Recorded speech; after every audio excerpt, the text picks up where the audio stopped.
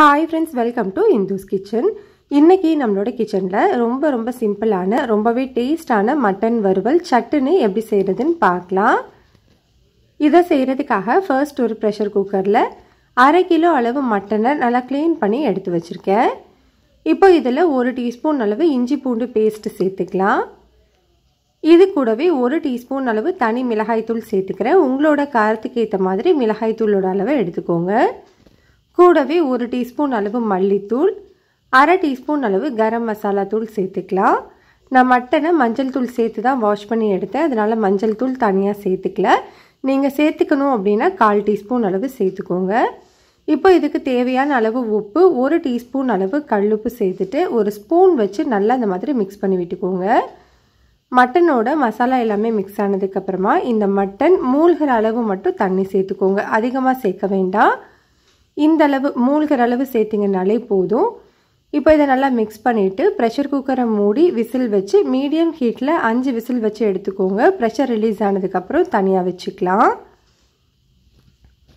இப்போ நம்ம வறுவல் செய்கிறதுக்காக ஒரு கடாயில் 3 டேபிள் ஸ்பூன் அளவு எண்ணெய் சேர்த்துக்கோங்க.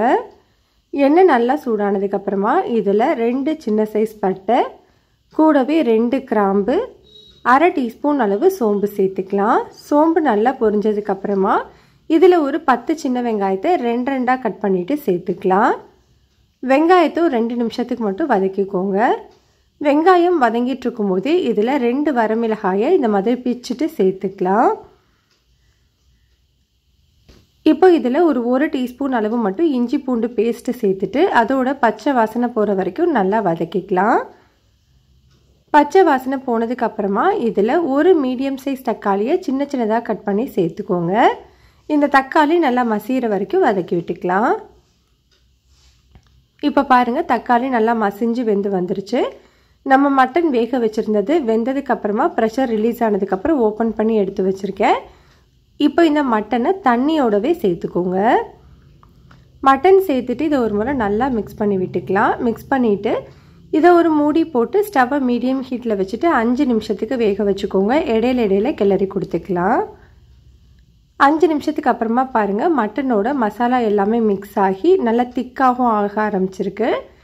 இந்த டைமில் ஸ்டவ்வை மீடியம் ஹீட்லேயே வச்சுட்டு ஓப்பன்லேயே வச்சு இன்னொரு 5 நிமிஷத்துக்கு வேக வச்சுக்கலாம். பாருங்கள், நம்மளுக்கு மசாலா எல்லாமே வற்றி இந்த மாதிரி இருக்குது. உங்களுக்கு இதை விட இன்னுமே ட்ரையாக வேணும் அப்படின்னா இன்னொரு 5 நிமிஷம் எக்ஸ்ட்ரா வேக வச்சிங்க அப்படின்னா நல்லா ட்ரை ஆகிடும்.